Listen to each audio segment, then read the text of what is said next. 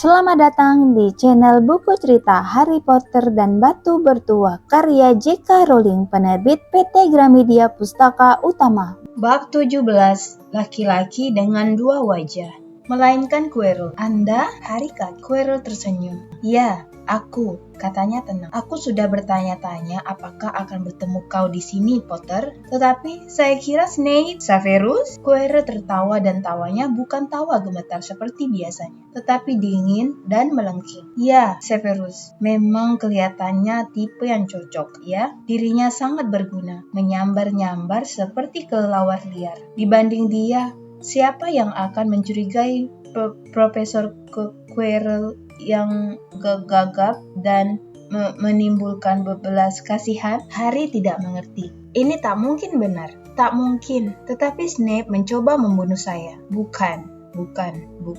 Aku yang mencoba membunuhmu.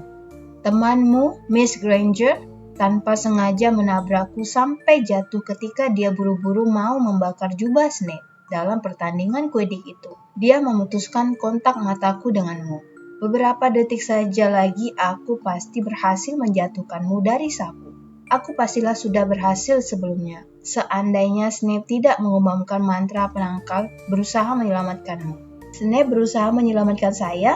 Tentu saja, kata Quirrell dingin. Menurutmu kenapa dia ingin menjadi wasit dalam pertandinganmu berikutnya? Dia berusaha memastikan aku tidak melakukannya lagi. Lucu juga, dia tak perlu khawatir. Aku tak bisa berbuat apa-apa karena Dumbledore nonton. Semua guru lain mengira Snape berusaha menghalangi Gryffindor menang. Dia memang membuat dirinya tidak disukai dan benar-benar membuang waktu. Toh setelah semua usaha itu, aku akan membunuhmu malam ini. Quirrell menjentikkan jemarinya, tiba-tiba seutas tali membelit Harry erat-erat. Kau terlalu ingin tahu dan terlalu suka ikut campur kalau dibiarkan hidup. Potter, berkeliaran di malam Halloween seperti itu, bisa-bisa kau memergokiku datang untuk melihat apa yang menjaga batu itu. Anda yang memasukkan troll itu. Tentu, aku punya bakat khusus menangani troll. Kau pasti sudah melihat apa yang kulakukan terhadap troll di kamar depan itu. Sayangnya, sementara orang lain berlarian mencari troll, Snape yang sudah mencurigaiku langsung naik ke lantai 3 untuk menghadangku. Dan bukan saja trollku gagal memukuli kalian sampai mati, si anjing kepala 3 bahkan tidak berhasil menggigit kaki Snape sampai putus. Sekarang, tunggu dengan tenang, Potter. Aku perlu memeriksa cermin menarik ini. Wajahnya sama sekali tidak berkedut. Baru saat itulah Harry menyadari apa yang berdiri di belakang Quirrell. Cermin Tarsa. Cermin inilah kunci untuk menemukan batu bertuah. Quirrell bergumam, seraya mengelilingi bingkainya.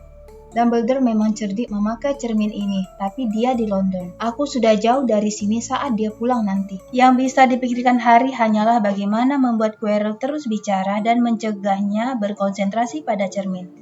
Saya melihat Anda dan Snape di hutan, celetuknya. Ya, kata Quirrell sambil lalu berjalan ke balik cermin untuk memeriksa bagian belakangnya. Dia sudah tahu niatku saat itu, mencoba mengorek sejauh mana pengetahuanku. Dia sudah lama mencurigaiku, mencoba menakut-nakutiku. Mana bisa, kan Lord Voldemort mendampingiku. Quirrell muncul dari balik cermin dan menatapnya dengan bergairah. Aku melihat batunya, kupersembahkan kepada tuanku. Tetapi di mana letak batu itu? Harry berkutat melepaskan diri dari tali yang mengikatnya. Tetapi percuma, dia harus mencegah Quirrell mencurahkan seluruh perhatiannya kepada cermin. Tetapi Snape kelihatannya sangat membenci saya. Oh, memang dia membencimu, kata Quirrell sambil lalu. Sangat membencimu, dia sekolah di Hogwarts bersama ayahmu. Kau tidak tahu, mereka saling membenci, tapi dia tidak pernah menginginkan ayahmu mati. Tapi saya mendengar Anda beberapa hari yang lalu, terisak-isak, saya kira Snape sedang mengancam Anda. Untuk pertama kalinya, ketakutan melintas di wajah Quirrell. Kadang-kadang, katanya, sulit sekali bagiku untuk menjalankan perintah tuanku. Dia penyihir hebat dan aku lemah. Maksud Anda dia ada dalam kelas itu bersama Anda? Harry terperanjat. Dia bersamaku kemanapun aku pergi, kata Quirrell pelan. Aku bertemu dengannya ketika berkelana keliling dunia. Waktu itu aku cuma pemuda yang masih bodoh, masih idealis tentang hal baik dan buruk. Lord Voldemort menunjukkan betapa kelirunya aku. Tak ada baik dan buruk, yang ada hanya kekuasaan, dan mereka yang terlalu lemah untuk mencarinya. Sejak saat itu, aku melayaninya dengan setia, meskipun aku seringkali mengecewakannya. Dia harus keras terhadapku. Quirrell mendadak bergidik. Dia tidak mudah melupakan kesalahan. Ketika aku gagal mencuri batu bertuah dari Gringotts, dia sangat marah. Dia menghukumku, memutuskan dia harus mengawasiku lebih ketat lagi. Suara Quirrell semakin pelan. Harry teringat perjalanannya ke Diagon Alley. Bagaimana dia bisa sebodoh itu? Dia bertemu Quirrell hari itu, berjabat tangan dengannya di Leaky Cauldron. Quirrell mengutuk pelan. Aku tak mengerti, apakah batu itu ada di dalam cermin? Haruskah aku memecahkannya? Pikiran Harry berlomba. Yang sangat kuinginkan lebih dari apapun di dunia saat ini, pikirnya, adalah menemukan batu bertuah itu sebelum Quirrell. Maka jika aku menatap ke dalam cermin, aku akan melihat diriku menemukannya. Yang berarti aku bisa melihat di mana batu itu disembunyikan. Tetapi bagaimana aku bisa menatap ke dalam cermin tanpa Quirrell menyadari tujuanku? Dia mencoba beringsut ke kiri, berusaha ke depan cermin. Tetapi tali yang membelit pergelangan kakinya terlalu ketat. Dia tersandung dan jatuh. Quirrell mengabaikannya, dia masih bicara sendiri. Apa kegunaan cermin ini? Bagaimana kerjanya? Tolonglah aku, Tuan. Dan betapa ngerinya Harry ketika terdengar suara menjawab, dan suara itu kedengarannya datang dari Quirrell sendiri. Gunakan anak itu, gunakan anak itu. Quirrell menoleh kepada Harry. Ya, Potter, sini. Dia menepukkan tangannya sekali dan tali mengikat Harry lepas sendiri. Pelan-pelan Harry bangkit. Quirrell mengulang. Lihat ke dalam cermin dan beritahu aku apa yang kau lihat. Harry berjalan ke arahnya. Aku harus berbohong, pikirnya putus asa. Aku harus melihat dan berbohong tentang apa yang kulihat. Begitu saja. Quirrell bergerak ke belakangnya. Harry mencium bau aneh yang agaknya berasal dari serban Quirrell. Dia memejamkan mata, melangkah ke depan cermin dan membuka mata lagi. Harry melihat bayangannya mulanya pucat dan ketakutan. Tapi sesaat kemudian bayangan itu tersenyum kepadanya. Dia memasukkan tangan ke saku dan mengeluarkan batu merah darah. Dia mengedipkan mata dan mengembalikan batu itu ke dalam saku. Dan pada saat dia melakukannya, Harry merasa sesuatu yang berat masuk ke sakunya yang sebenarnya. Dengan cara yang sangat ajaib, dia mendapatkan batu itu. Nah, kata Quirrell tak sabar, apa yang kau lihat? Harry mengumpulkan keberanian. Saya melihat saya berjabat tangan dengan Dumbledore. Dia mengarang. Saya memenangkan piala asrama untuk Gryffindor. Quirrell mengutuk lagi. Minggir, katanya ketika bergerak. Harry merasakan batu bertuah itu menggesek kakinya. Beranikah dia melarikan diri? Tapi belum lagi dia berjalan 5 langkah terdengar suara melengking berkata, meskipun Quirrell tidak menggerakkan bibirnya. Dia bohong, dia bohong. Potter, kembali ke sini, teriak Quirrell. Katakan yang sebenarnya, apa tadi yang kau lihat? Apa yang tadi kau lihat? Suara melengking itu bicara lagi. Biarkan aku bicara dengannya. Berhadapan. Tuan, Anda belum cukup kuat. Aku cukup punya kekuatan untuk ini. Harry merasa seakan jerat setan memancangnya di tempat. Dia tak dapat menggerakkan satu otot pun. Ketakutan. Dilihatnya Quirrell mengangkat tangan dan mulai mengurai serbannya. Apa yang terjadi? Serban jatuh. Kepala Quirrell tampak aneh dan kecil tanpa serban. Kemudian pelan-pelan dia berbalik. Harry ingin menjerit, tetapi suaranya tidak keluar. Yang seharusnya bagian belakang kepala Quirrell ternyata sepotong wajah. Wajah paling mengerikan yang pernah dilihat Harry. Wajah itu sepucat tembok dengan mata merah mendelik. Dan lubang hidung yang hanya berupa celah, seperti ulat. Harry Potter, bisik wajah. Harry mencoba mundur selangkah, tetapi kakinya tak mau bergerak. Kau lihat, aku jadi apa? Kata wajah itu. Cuma bayangan dan asap. Aku punya bentuk hanya kalau aku bisa berbagi dengan tubuh orang lain. Tetapi selalu ada yang mengizinkan aku memasuki hati dan pikiran mereka. Darah unicorn membuatku semakin kuat. Kau melihat Quirrell yang setia meminumnya untukku di hutan? Dan begitu aku minum cairan kehidupan, aku akan bisa menciptakan tubuhku sendiri. Nah sekarang, berikan batu di sakumu itu. Jadi dia tahu, tiba-tiba kaki Harry tidak lagi mati rasa. Dia terhuyung ke belakang.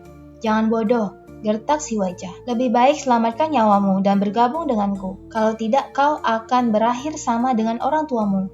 Mereka memohon-mohon belas kasihan dariku sebelum meninggal. Bohong! Mendadak Harry berteriak. Quirrell berjalan mundur ke arahnya, sehingga Voldemort masih bisa menatapnya. Wajah mengerikan itu kini tersenyum. Sungguh mengharukan, desisnya. Aku selalu menghargai keberanian. Ya nak, orang tuamu pemberani. Aku membunuh ayahmu lebih dulu. Dan dia melawan dengan gagah berani. Tetapi ibumu sebetulnya tak perlu mati. Dia berusaha melindungimu. Sekarang berikan batu itu kepadaku. Kalau tidak, kau akan mati sia-sia. Tidak! Harry melompat ke arah pintu nyala api. Tetapi Voldemort menjerit, tangkap dia! Dan detik berikutnya, Harry merasakan tangan Quirrell mencengkeram pergelangan tangannya. Langsung saja rasa sakit yang tajam menyengat bekas luka Harry. Kepalanya serasa hendak terbelah dua. Harry menjerit, meronta-ronta sekuat tenaga, dan kaget sendiri ketika Quirrell membebaskannya. Rasa sakit di dahinya berkurang, dia memandang berkeliling, mencari Quirrell, dan melihatnya tengah meringkuk kesakitan. Memandang jari-jarinya, jari-jari itu melepuh. "Tangkap dia! Tangkap dia!" teriak Voldemort lagi, dan Quirrell menerjang Harry sampai jatuh mendarat di atas tubuhnya. Kedua tangannya melingkari leher Harry. Bekas luka Harry sakit luar biasa, sampai dia merasa nyaris buta. Tetapi dia masih bisa melihat Quirrell melolong kesakitan. "Tuan, aku tak bisa memegangnya. Tanganku, tanganku." Dan Quirrell, meski masih memiting Harry ke tanah dengan lutut, melepas cekikannya dan terbelalak menatap telapak tangannya sendiri. Harry bisa melihatnya. Tangan itu terbakar, kelihatan merah dan berkilat. "Kalau begitu bunuh dia, goblok. Bereskan saja anak itu," lengking Voldemort. Quirrell mengangkat tangan untuk melakukan kutukan yang mematikan, tetapi tanpa pikir panjang Harry menjengkram wajah Quirrell. "Ah!" Quirrell berguling dari atas tubuh Harry. Wajahnya juga melepuh, dan Harry pun tahu Quirrell tak tahan menyentuh kulitnya. Jika tersentuh, dia menderita kesakitan yang amat sangat. Satu-satunya kesempatan Harry adalah memegangi Quirrell, membuatnya cukup kesakitan sehingga tak bisa melakukan kutukan. Harry melompat bangun, menangkap lengan Quirrell, dan mencengkramnya sekuat mungkin. Quirrell menjerit dan mencoba mengibaskan Harry.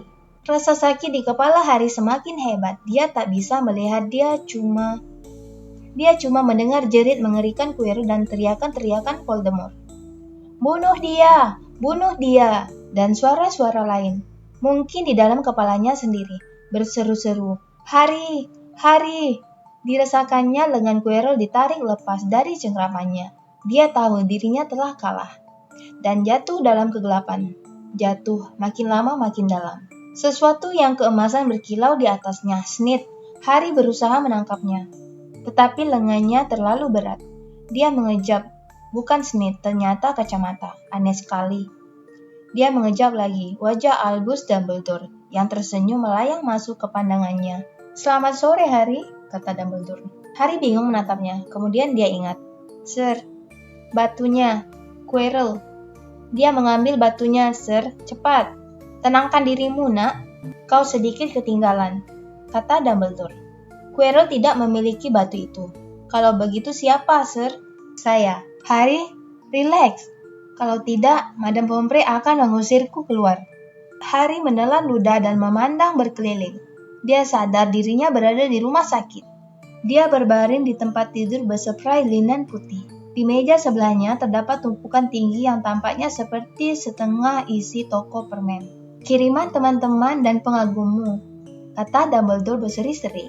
"Apa yang terjadi di ruang bawah tanah antara dirimu dengan Profesor Quirrell adalah rahasia besar. Maka tentu saja seluruh sekolah tahu. Kurasa temanmu, Tuan Fred dan George Weasley bertanggung jawab atas usaha mengirimmu tutup kloset. Pasti mereka mengira kau akan geli dan senang menerimanya. Tetapi Madame Pomfrey merasa hadiah itu tidak begitu higienis dan menyitanya. Sudah berapa lama saya di sini? 3 hari. Tuan Ronald Weasley dan Miss Granger akan lega sekali mengetahui kau sudah sadar. Mereka sangat cemas. Tetapi Sir, batunya? Rupanya kau tak bisa dialihkan. Baiklah, kalau begitu Profesor Quirrell tidak berhasil mengambil batu itu darimu. Aku tiba tepat pada waktunya untuk mencegahnya walaupun harus kuakui kau sendiri telah bertahan dengan sangat baik. Anda datang, Anda menerima burung hantu Hermione, pastilah kami berpapasan di udara. Begitu tiba di London, jelas bagiku bahwa aku harus berada di tempat yang baru saja kutinggalkan. Aku tiba tepat pada waktunya untuk menarik Quirrell darimu. Jadi itu Anda. Aku sudah takut aku terlambat. Hampir, saya nyaris tak bisa mempertahankan batu itu lebih lama. Bukan batunya, tetapi kau, nak. Usaha untuk mempertahankan batu bertua itu nyaris membunuhmu. Sesaat aku ngeri sekali mengira kau sudah tiada. Sedangkan batunya sudah dimusnahkan. Dimusnahkan? Tanya Harry tak mengerti. Tapi teman Anda, Nicholas Flamel? Oh, kau tahu tentang Nicholas? Kata Dumbledore. Kedengarannya senang. Kau menyelidiki semuanya ya. Nah, Nicholas dan aku sudah berunding dan kami setuju itu yang paling baik. Tetapi itu berarti dia dan istrinya akan meninggalkan. Mereka punya cukup banyak simpanan cairan kehidupan untuk membereskan urusan mereka. Kemudian ya, mereka akan mati. Dumbledore tersenyum melihat keheranan di wajah Harry. Bagi orang semuda kau, pastilah kedengarannya aneh. Tetapi bagi Nicholas dan Pierre, mati sebetulnya hanyalah seperti pergi tidur setelah hari yang amat sangat panjang. Lagi pula, bagi pikiran yang terorganisir dengan baik, kematian hanyalah petualangan besar berikutnya. Kau tahu, batu itu sebetulnya bukan benda yang amat luar biasa, meski bisa memberikan uang dan kehidupan sebanyak yang kau inginkan. Itu dua hal yang akan dipilih kebanyakan orang, melebihi segalanya. Sulitnya, orang biasanya justru memilih hal-hal yang paling buruk untuk mereka. Harry terbaring diam, kehabisan kata-kata. Dumbledore bersenandung kecil dan tersenyum ke arah langit-langit. "Sir," kata Harry, "saya sudah berpikir, Sir. Bahkan sekalipun batu itu sudah tak ada." "Vol, maksud saya Anda tahu siapa?" "Panggil dia Voldemort, Harry. Panggil dia Voldemort, Harry. Selalu gunakan nama yang benar untuk apa saja. Ketakutan akan nama memperbesar ketakutan akan benda itu sendiri." "Baik, Sir. Bukankah Voldemort akan mencoba cara-cara lain untuk kembali? Maksud saya, dia tidak pergi untuk selamanya, kan?" "Ya, Harry, dia belum lenyap. Dia masih ada di suatu tempat. Mungkin mencari tubuh lain yang bisa ditumpangi. Karena tidak sepenuhnya hidup, dia tak bisa dibunuh. Dia meninggalkan Quirrell mati begitu saja. Dia tak punya belas kasihan, baik kepada pengikut maupun musuh-musuhnya. Harry, saat ini kau memang belum berhasil memenangkan pertarungan. Kau cuma menunda kembalinya Voldemort pada kekuasaan. Dalam pertarungan berikutnya yang tampaknya akan lebih sulit dimenangkan, dibutuhkan orang yang telah siap. Dan jika Voldemort tertahan lagi dan lagi, siapa tahu dia tak akan pernah kembali berkuasa." Harry mengangguk tetapi segera berhenti karena membuat kepalanya sakit. Kemudian dia berkata, "Sir, ada beberapa hal lain yang ingin saya ketahui. Jika Anda bisa memberitahu saya. Hal-hal yang ingin saya ketahui kebenarannya." "Kebenaran?" Dumbledore menghela nafas. "Kebenaran itu indah dan mengerikan, dan karenanya harus diperlakukan dengan amat hati-hati. Meskipun demikian, aku akan menjawab pertanyaanmu, kecuali ada alasan kuat untuk tidak menjawabnya. Kalau itu sampai terjadi, kumohon kau memaafkan aku. Aku tidak akan berbohong, tentu saja. Kata Voldemort, dia terpaksa membunuh ibu saya karena ibu saya mencoba mencegahnya membunuh saya." "Tetapi kenapa dia ingin membunuh saya?" Dumbledore menghela napas dalam-dalam. "Sayang sekali, hal pertama yang kau tanyakan tak bisa kujawab. Tidak hari ini, tidak sekarang. Kau akan tahu suatu hari nanti. Singkirkan dari pikiranmu untuk sementara, Harry. Kalau kau sudah lebih besar, aku tahu kau tidak senang mendengarnya. Kalau kau sudah siap, kau akan tahu." Dan Harry tahu tak ada gunanya membantah. "Tetapi kenapa Quirrell tidak bisa menyentuh saya?" "Ibumu meninggal karena berusaha menyelamatkanmu. Kalau ada satu hal yang tak bisa dimengerti Voldemort, itu adalah cinta. Dia tidak menyadari bahwa cinta sekuat cinta ibumu kepadamu, meninggalkan bekas. Bukan seperti bekas luka, bukan tanda yang kelihatan. Dicintai begitu dalam meski orang yang mencintai kita sudah tiada, akan memberi kita perlindungan untuk selamanya. Perlindungan itu ada di kulitmu. Quirrell yang penuh kebencian, keserakahan, ambisi, dan membagi jiwanya dengan Voldemort tidak bisa menyentuhmu karena alasan ini. Sungguh suatu penderitaan menyentuh orang yang dilindungi oleh sesuatu yang sangat baik." Kini Dumbledore menjadi sangat tertarik pada burung yang hinggap di ambang jendela. Ini memberi Harry kesempatan untuk mengeringkan mata dengan spray. Ketika sudah bisa bicara lagi, Harry berkata, "Dan jubah gaib, tahukah Anda siapa yang mengirimkannya pada saya?" "Ah, ayahmu menitipkannya padaku dan kupikir kau akan menyukainya." Mata Dumbledore bersinar-sinar. "Sangat berguna. Ayahmu terutama menggunakannya untuk menyelinap ke dapur untuk mencuri makanan waktu dia di sini dulu. Dan ada satu hal lagi." "Katakan." Quirrell berkata, "Snape." "Profesor Snape. Profesor Snape, Harry?" "Ya, dia." Quirrell bilang Profesor Snape membenci saya karena dia membenci ayah saya. Betulkah itu? "Ya, mereka memang saling benci. Tidak berbeda dengan kau sendiri dan Tuan Malfoy." "Lalu ayahmu melakukan sesuatu yang tak bisa dimaafkan, Snape." "Apa?" "Ayahmu menyelamatkan hidupnya." "Apa?" "Ya," kata Dumbledore melamun. "Aneh kan? Cara kerja pikiran orang. Profesor Snape tidak tahan berutang budi pada ayahmu. Aku yakin dia berusaha keras melindungimu sebagai balas budi kepada ayahmu. Dengan begitu, skor mereka jadi seri. Lalu dia bisa kembali membenci almarhum ayahmu dengan tenang. Harry berusaha memahami, tetapi kepalanya jadi berdenyut-denyut. Maka dia berhenti. Dan Sir, ada satu hal lagi. Apa itu? Bagaimana saya mendapatkan batu itu dari dalam cermin? Aku senang kau menanyakannya. Itu salah satu ide brilianku. Dan antara kita berdua saja, ide itu hebat sekali. Aku membuatnya sedemikian sehingga hanya orang yang ingin menemukan batu itu. Menemukan tetapi tidak menggunakannya, yang bisa mendapatkannya.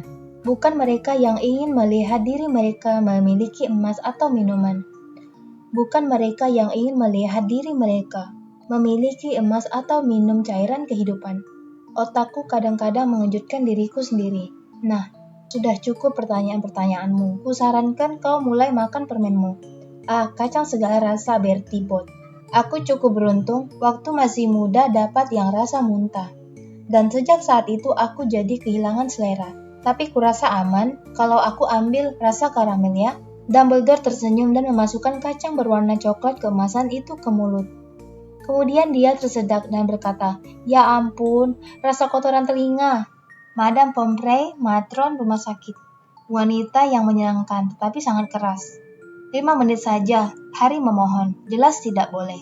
Anda mengizinkan Profesor Dumbledore masuk. Ya, tentu saja. Dia kan kepala sekolah, lain dong. Kau butuh istirahat. Saya istirahat, lihat, saya berbaring terus.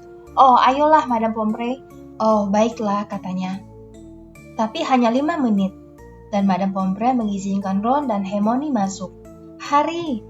Hermione tampaknya siap memeluknya lagi, tapi Harry senang Hermione menahan diri, karena kepalanya masih sakit sekali. Oh Harry, kami sudah yakin kau akan. Dumbledore sangat cemas. Seluruh sekolah membicarakannya, kata Ron. Apa sebetulnya yang terjadi?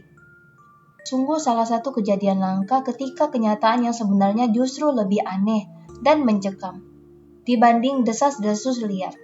Harry menceritakan semuanya kepada mereka, tentang Quirrell, cermin Tarsah, batu bertuah, dan Voldemort. Ron dan Hermione pendengar yang sangat baik. Mereka kaget pada saat-saat yang tepat, dan ketika Harry memberitahu mereka apa yang ada di balik serban Quirrell, Hermione menjerit keras. Jadi batu itu sudah tak ada, kata Ron akhirnya. Flamel akan mati? Itulah yang kukatakan, tetapi menurut Dumbledore, bagi pikiran yang terorganisir dengan baik, kematian hanyalah petualangan besar berikutnya. Dari dulu kubilang Dumbledore itu sinting, kata Ron. Kelihatannya terkesan sekali pada betapa gilanya orang yang dikaguminya itu. Jadi apa yang terjadi pada kalian berdua? Tanya Harry. Ya, aku kembali dengan selamat, kata Hermione. Kusadarkan Ron, perlu sedikit waktu, dan kami sedang berlari ke kandang burung hantu untuk mengontak Dumbledore. Ketika kami bertemu dengannya di aula depan, dia sudah tahu. Dia cuma berkata, Harry mengejarnya kan? Lalu bergegas ke lantai 3. Apakah menurutmu Dumbledore sengaja mengaturnya agar kau bertindak begitu? Kata Ron. Mengirim jubah ayahmu dan yang lainnya itu. Wah, Hermione meledak. Kalau memang begitu, maksudku sungguh mengerikan. Kau bisa saja terbunuh. Tidak, kata Harry berpikir-pikir. Dumbledore orangnya lucu menurutku. Dia tampaknya ingin memberiku kesempatan. Kurasa dia tahu sedikit banyak tentang segala sesuatu yang terjadi di sini. Rupanya dia sudah menduga kita akan mencoba, dan alih-alih mencegah, dia mengajari kita secukupnya untuk membantu. Kurasa bukan kebetulan dia membiarkan aku mengetahui cara kerja cermin Tarsah. Seakan menurutnya aku punya hak untuk menghadapi Voldemort, kalau aku bisa. Ya, Dumbledore memang menyebarluaskan hal itu, kata Ron bangga. Dengar, kau harus sudah sembuh untuk ikut pesta akhir tahun ajaran besok. Jumlah semua angka sudah masuk dan Slytherin menang. Tentu saja, kau tak bisa ikut pertandingan Quidditch terakhir. Dan tanpa dirimu kita digilas habis oleh Ravenclaw. Tapi makanannya besok enak-enak. Saat itu Madame Pomfrey masuk. Kalian sudah ngobrol hampir 15 menit. Sekarang keluar, katanya tegas. Setelah tidur nyenyak semalaman, Harry merasa hampir sehat kembali. Saya ingin ikut pesta. Dia memberitahu Madame Pomfrey ketika matron itu merapikan kotak-kotak permennya yang banyak itu. Boleh kan? Profesor Dumbledore bilang supaya kau diizinkan pergi. Seakan menurut pendapatnya, Profesor Dumbledore tidak menyadari berapa berbahayanya pesta. Dan kau punya tamu lagi. Oh, bagus, kata Harry. Siapa? Hagrid menyelinap masuk ketika Harry bertanya. Seperti biasa, kalau dia berada dalam rumah, Hagrid tampak terlalu besar. Ini semua salahku, isaknya. Dengan wajah tertelungkup di tangan, aku beritahu orang jahat itu cara lewati Fluffy. Aku yang beritahu dia, padahal satu-satunya yang tak dia ketahui. Tapi aku memberitahukannya. Kau bisa mati, hanya karena sebutir telur naga. Aku tak akan minum lagi. Aku seharusnya dibuang dan disuruh hidup sebagai muggle. Hagrid, kata Harry. Kaget melihat Hagrid gemetar karena begitu sedih dan menyesal. Air mata besar-besar bergulir sampai ke janggutnya. Hagrid, dia tahu pasti akan tahu juga. Yang kita bicarakan adalah Voldemort. Dia akan tahu meskipun kau tidak memberitahunya. Kau bisa mati, isak Hagrid. Dan jangan sebut nama itu. Voldemort! Harry berteriak. Dan Hagrid begitu kaget sampai berhenti menangis. Aku sudah bertemu dengannya dan aku akan menyebut namanya. Bergembiralah Hagrid, kita telah menyelamatkan batunya. Batu itu sudah tak ada. Dia tak bisa menggunakannya. Ayo makan coklat kodok, aku punya banyak. Hagrid mengusap hidung dengan punggung tangan dan berkata, Aku jadi ingat, aku bawa hadiah buatmu. Bukan sandwich musang kan? Kata Harry cemas. Dan akhirnya Hagrid tersenyum lemah. Bukan. Dumbledore liburkan aku kemarin untuk susun ini. Tentu saja dia seharusnya pecat aku, tapi pendeknya ini untukmu. Tampaknya seperti buku yang indah dengan sampul kulit. Harry membukanya dengan penasaran. Buku ini penuh foto sihir.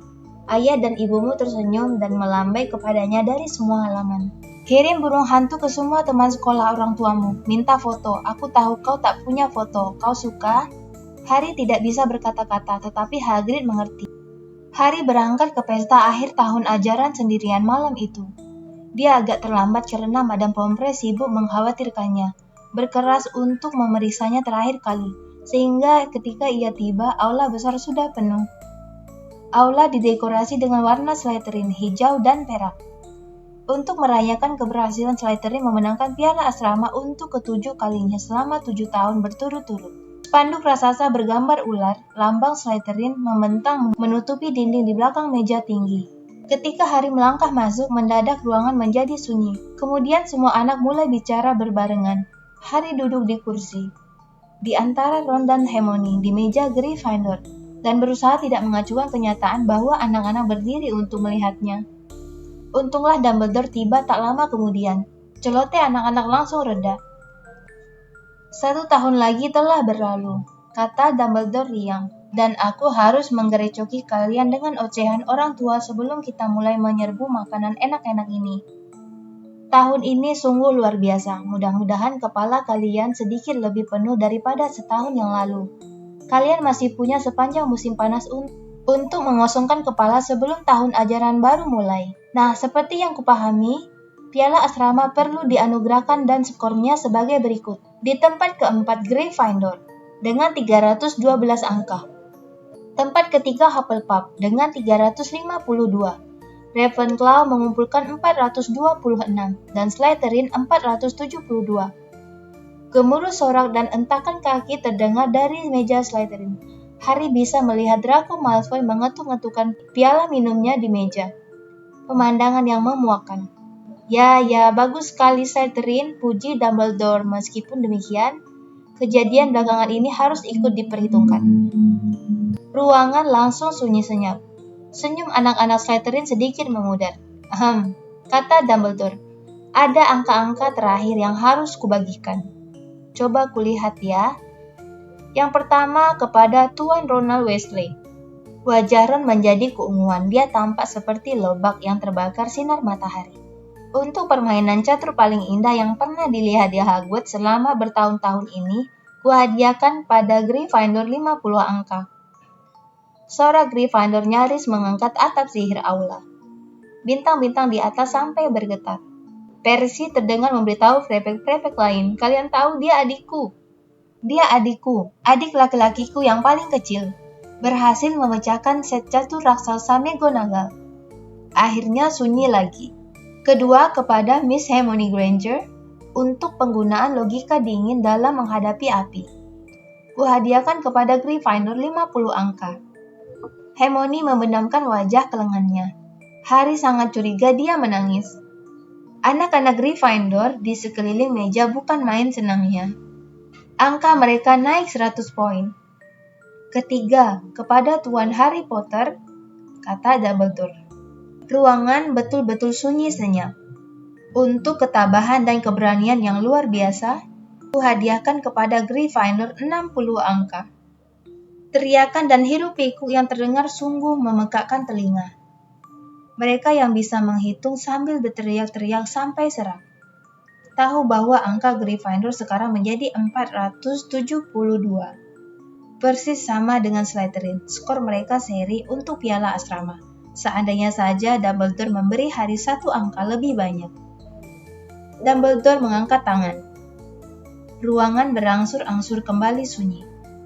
Ada bermacam-macam keberanian, kata Dumbledore tersenyum. Perlu banyak keberanian untuk menghadapi lawan, tetapi diperlukan keberanian yang sama banyaknya untuk menghadapi kawan-kawan kita. Karena itu aku menghadiahkan 10 angka kepada Tuan Neville Longbottom. Orang yang berdiri di luar aula besar mungkin akan mengira terjadi semacam ledakan di dalam. Karena begitu kerasnya bunyi yang meledak di meja Gryffindor. Harry, Ron, dan Hermione berdiri untuk berteriak, sementara Neville pucat saking terguncangnya, menghilang di bawah tumpukan anak-anak yang memeluknya. Dia tak pernah memenangkan bahkan 1 angka pun untuk Gryffindor sebelum ini. Harry masih bersorak-sorak, menyikut rusuk Ron dan menunjuk ke arah Malfoy, yang seandainya mendapat kutukan ikat tubuh sempurna pun tak mungkin kelihatan lebih kaget dan ngeri daripada sekarang. Itu berarti, seru Dumbledore mengatasi gemuruh sorakan, karena baik Ravenclaw maupun Hufflepuff ikut merayakan kejatuhan Slytherin. Kita perlu sedikit perubahan dekorasi. Dumbledore menepukkan tangan. Dalam sekejap, hiasan-hiasan gantung hijau berubah menjadi merah, dan peraknya menjadi emas. Ular raksasa Slytherin lenyap, digantikan singa Gryffindor yang gagah. Snape menjabat tangan Profesor McGonagall dengan senyum pahit yang dipaksakan. Matanya bertatapan dengan matahari, dan Harry langsung tahu bahwa perasaan Snape kepadanya tidak berubah sedikit pun. Ini tidak membuat Harry cemas. Tampaknya hidup baginya akan kembali normal di tahun ajaran mendatang, atau senormal yang mungkin terjadi di Hogwarts. Malam itu malam paling indah dalam hidup Harry, lebih menyenangkan daripada memenangkan Quidditch, atau merayakan Natal, atau memukul pingsan troll gunung. Dia tak akan pernah melupakan malam ini. Harry nyaris lupa bahwa hasil ujian belum diumumkan, tetapi akhirnya hasil itu keluar juga. Betapa herannya dia dan Ron karena mereka berdua lulus dengan nilai-nilai bagus. Hermione tentu saja menjadi juara sekolah untuk kelas 1. Bahkan Neville lulus juga. Nilai herbologinya yang tinggi mengimbangi nilai ramuannya yang jeblok. Mereka berharap bahwa Goyle dan kebodohannya nyaris sama besar dengan kekejamannya akan dikeluarkan, tetapi Goyle lulus juga. Sayang. Tetapi seperti kata Ron, dalam hidup ini kita tidak bisa mendapatkan segalanya. Dan mendadak saja lemari pakaian mereka kosong. Koper-koper mereka sudah dikemas. Katak Neville ditemukan bersembunyi di sudut toilet. Pesan dibagikan kepada semua murid, memperingatkan mereka agar tidak menggunakan sihir selama liburan. Aku selalu berharap mereka lupa memberikan peringatan ini kepada kita, kata Fred Weasley sedih. Hagrid siap membawa mereka turun ke armada perahu yang akan melayar menyeberangi danau. Mereka naik ke Hogwarts Express, mengobrol dan tertawa-tawa sementara daerah pedesaan yang mereka lalui menjadi kian hijau dan rapi. Makan kacang segala rasa bertibut selagi kereta meluncur melewati kota-kota Muggle.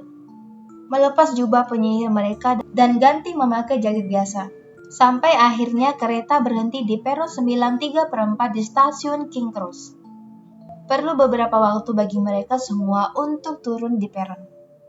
Penjaga tua yang sudah keriput berjaga di palang rintangan box penjualan tiket, mengatur mereka keluar berdua dan bertiga, agar tidak menarik perhatian. Sebab kalau mereka semua serentak bermunculan dari tembok kokoh, tentu para Muggle akan kaget dan ketakutan. Kalian harus datang menginap musim panas ini, kata Ron. Kalian berdua, akan kukirim burung hantu. Terima kasih, kata Harry. Aku perlu sesuatu yang menyenangkan untuk nantikan kedatangannya. Orang-orang menyenggol mereka ketika mereka bergerak maju, menuju gerbang yang membawa mereka kembali ke dunia mage. Beberapa di antaranya berseru, "Dah Harry, sampai ketemu Potter." "Tetap populer ya," kata Ron tersenyum. "Tidak kalau di tempat yang kutuju. Percaya deh," kata Harry. Harry, Ron, dan Hermione melewati gerbang bersama-sama. "Itu dia, Mam, itu dia, lihat," yang berteriak Ginny Weasley, adik perempuan Ron, tetapi dia tidak menunjuk Ron. "Harry Potter," langkahnya. "Lihat, Mam, aku bisa melihat." "Diamlah, Ginny," dan tidak sopan menunjuk-nunjuk. Nyonya Weasley tersenyum kepada mereka. "Tahun yang sibuk," sapanya. "Sangat," kata Harry. "Terima kasih untuk bonbon dan sweaternya, Nyonya Weasley." "Oh, sama-sama, nak." "Sudah siap?" Itu Paman Vernon, wajahnya masih ungu, masih berkumis, masih kelihatan marah pada hari yang nekat menentang burung hantu dalam sangkar di stasiun yang penuh orang biasa. Di belakangnya berdiri Bibi Petunia dan Dudley, yang kelihatan ngeri melihat Harry. "Kalian pastilah keluarga Harry," sapa Nyonya Weasley. "Boleh dikatakan begitu," kata Paman Vernon. "Ayo cepat, kita tak bisa seharian di sini." Paman Vernon langsung meloyor pergi. Harry masih tinggal untuk mengucapkan salam perpisahan kepada Ron dan Hermione. "Sampai ketemu setelah musim panas ya. Mudah-mudahan liburanmu menyenangkan," kata Hermione, menoleh memandang Paman Vernon dengan bimbang. Dia heran sekali ada orang yang begitu tidak menyenangkan. "Oh, pasti menyenangkan," kata Harry, dan mereka heran melihat senyum yang merekah lebar di wajahnya. "Mereka tak tahu kita dilarang menggunakan sihir di rumah. Aku akan banyak bersenang-senang dengan Dudley musim panas ini."